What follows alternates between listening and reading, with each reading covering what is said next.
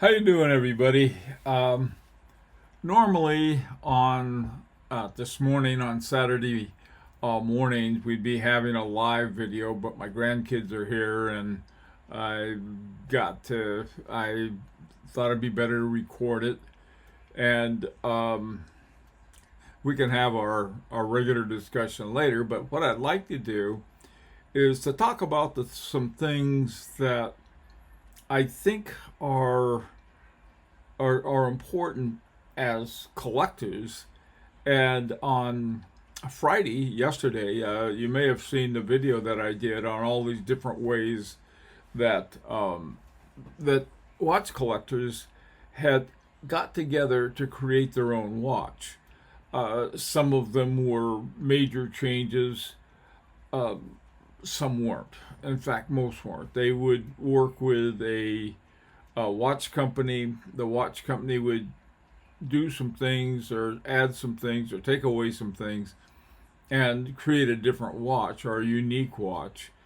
And I guess what we had done with Larique was sort of extreme, and different kinds of groups such as uh, develop your watch and so forth. These are, I don't know how extreme they're going to be. I'm going to have to talk to Miguel about that.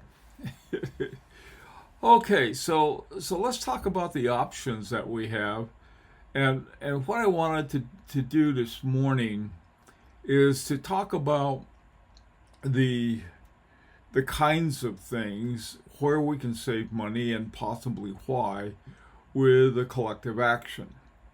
Now, the first reason that I think we have to consider is this going to be worth it to the watchmakers? I mean, no watchmaker in his or her right mind is going to say, "Oh yeah, we'll go along and we'll make you this funky watch that you guys want." And how many you want? Oh, you want 10? Sure, not a problem. We'll just whip them up for you. Probably not going to happen. And I don't know what the exact amount. I know that one of the watches that was in the collective, maybe it was 10 watches, a $62,000 watch. So I'm not sure how that came about. But one of the things I think is with groups is have sort of some kind of solid cohort. And by that I mean, we'll say you have three watches, watch A, B, and C, and or you have plan A, B, and C, whatever they are. But you have to have, I think, a committed group of people, because if you have, let's say, we'll start with, I like using the number 100. Now that's not easy. You might say 50 would be more reasonable, because you have to really look at it in terms of how a watch company, either or from anything from a movement maker to watch company like, let's say, H. Moser is one of my favorite watch companies, or Parmigiani, or any of those. That's going to be, they're going to have to look at the resources that they have available to get you what you want. You take companies like H, not H. Moser, but F.P. Journe. You take them, or you take certain other ones, Laurent Ferrier is who I was thinking of, Groenfeld Brothers, any number of ones. They seem to have a successful plan in place, and I think that with some of them you might also be able to do something, because Laurent Ferrier is not a mass producer of watches. They make a very few very excellent ones. But I would imagine if a group went to them and they said, "Look, we want, let's say, 15 watches, and here's what we want of this type, but we want this variation or this dial or these hands," or something like that, that may be possible. But the first thing, I think, before you even approach any company or anyone, is the simple question: is it worth it to them? I mean, like, why would a watch company do something that would where they lose money and spend resources, or even break even with the resources that they have. And so that's one thing that you have to really consider, and the extent to which you and your group is seen as a viable entity, I think is very important. A lot of these, I don't know, what do they call them, micro brands. Some of the micro brands have been around for a while. Other ones sort of seem to pop up on some kind of group buy, and then they disappear, or they put out something pretty cheap. There are all kinds of things like that going on. But this is the kind of thing I'm really trying to look at, where two things can happen. Very good things would happen to the watch company, and very good things would happen to the collectors. Let me sort of give you some sense of this in terms of where it would be to everybody's benefit. The benefit for the collector is going to be something affordable and what they want. For the watch company, it's going to be profitable, and they can do it in the context of the resources that they have available for their day-to-day working. Now, if you go to Rolex and you say, Rolex, I want this and that, and I'm thinking of Domino's Pizza, I don't know whether, to what extent you'd have any kind of luck with that. I guess at one time Domino's must have, because there are all of these Rolex dials with Domino's Pizza on it. And so, they were a company which is a little different than a bunch of guys who collect watches. So this is these kinds of things I think you have to sort of take into consideration. I think it's important to ask yourself two questions. One, what kind of watch do you really want? That's one question. The other one is who makes those kinds of watches, or can make them to some kind of specs that you want and you can afford. And then of course, overall, how is this going to be affordable to the people buying it, and how is it going to be profitable? And by profitable, I mean they're not going to make a killing or anything like that, but I mean there is sort of an expected kind of profit. You got to you have all kinds of things you have to pay your staff, and you have to pay the light bills and everything else along those lines. So none of this can be done as a hobby, and I think it's important for those who form a group or work with different groups to understand that. Now, going back to the collective that had the Urek watch for $62,000, that's a very special case, I think. Urek must have had something going somewhere in terms of creating such a watch. I just can't. It may be possible, and correct me if I'm wrong. Anybody who belongs to the collective, is that just coming off the street and saying, "Hey, this is what we want. This incredibly expensive, resource-intensive watch." The other hand, what Larique did, is that we went and we said, "Look, what kind of movement base could we use?" And once we had the base, and then it was upgraded to what we wanted, or I don't know if upgraded is the right word, it was basically created a new movement for us. But it was only possible because we were working on a base that already existed. One thing that seemed to be relatively inexpensive and fairly popular is to take an inexpensive, widely used base like ETA, and then put something on top of it that enhances it. It adds a functionality to it. It does something, but the base is still an ETA. And if you look around, there are so many watches with that kind of base. Now, usually they don't tell you about it, which I think is, I don't know, that doesn't seem right. Now, if you're a collector and you're with a bunch of other collectors, and you go in and you say, "Look, ETA base is fine with us, but we want special kind of astronomical function to it, or we want a function that does this or does that, that would be added on top of the ETA, but we're fine with it. The thing of it is that as a group going in and dealing with a watch company, you can say that. I mean, and you know what that by doing so, you're going to be saving money on your part, but on the other hand, you're going to be getting something that you still want. So this is one of the kinds of things that you have to ask. On the other hand, you go to a place, let's say, take the example of, I think it was called, was it the Collective again? Yeah, I guess what the Collective did, they did something I thought was brilliant. They went to H. Moser, and working with H. Moser, which would be a delight, they said, okay, here you got the Streamliner, and then you have this, the Pioneer. We like this and this from the Streamliner, we like this from the Pioneer, and could you add a bezel to the whole thing? And they did it for them. And I think this was reasonable for H. Moser because they used the movement they had, the HMC 200. They had a case from the Pioneer.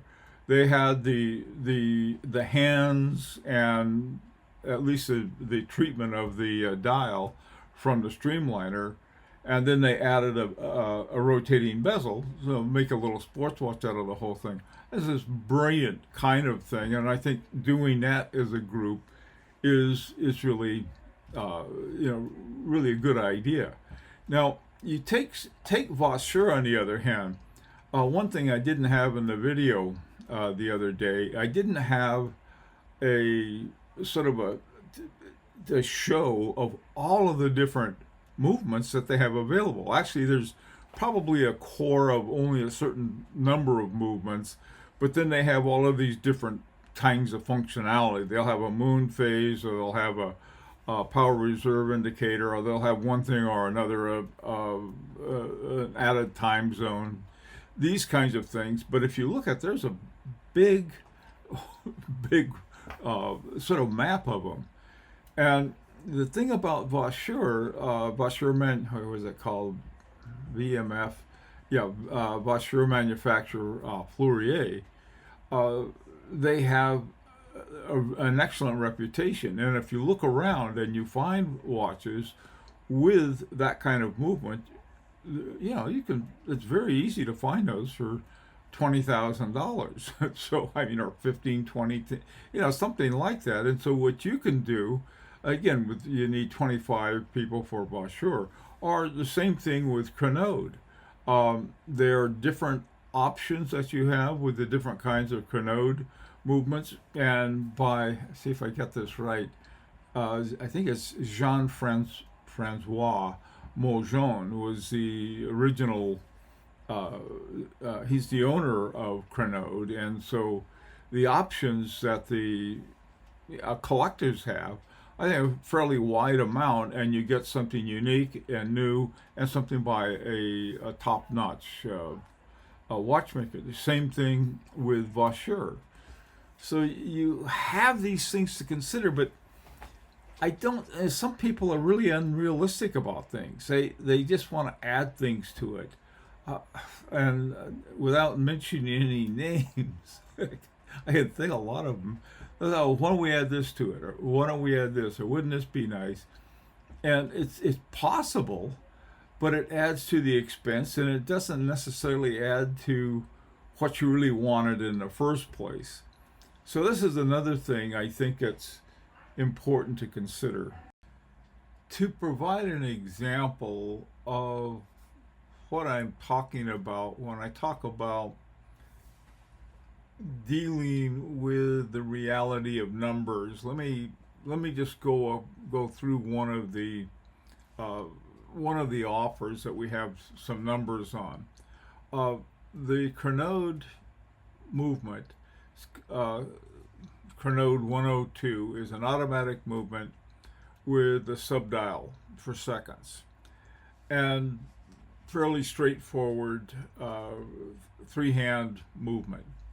Now, if you get 10 people together, and each one is $1,275. Now, if you bought movements from AliExpress or some of the other ones like that, where movements are between $25 and $40, this may seem like a lot. Well, that's another thing that you have to keep in mind, is that the the movements by top Swiss watchmakers are more expensive. I'll put it that way. All right, so you decide to get 10 of them, and it's going to cost you 1,275 Swiss francs. Okay. The good thing is that dealing with 10 people isn't as hard as dealing with more. But the disadvantages is you're not going to get the kind of unit discount that you'd get with more people. So let's take a look at 100 people. So you go 100 people to get together. They decide to get the Canode 120, and it's 990 Swiss francs. Now that's each movement unit is $285 less. Fairly nice discount on that. That's for 100 people. Now, when you go to 1,000, it drops down to 840 Swiss francs. Dealing with 1,000 people may be quite a challenge, all right? And for the movement maker, that might be more than they really want to handle, but you'd have to check that out ahead of time. Now, the difference between having 100 or having 1,000 is only 150 Swiss francs. So with these kinds of numbers, you've got to figure out, well, what's the sweet spot?